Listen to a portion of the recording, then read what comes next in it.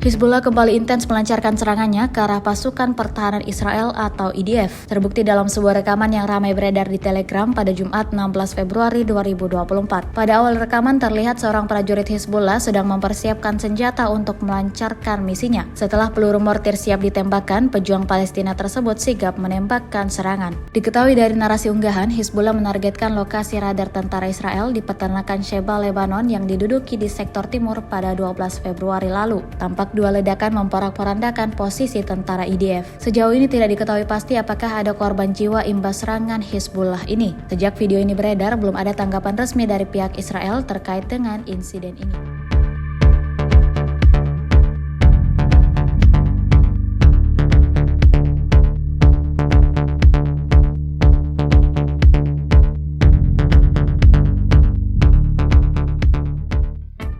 Download Tribun X sekarang, menghadirkan lokal menjadi Indonesia.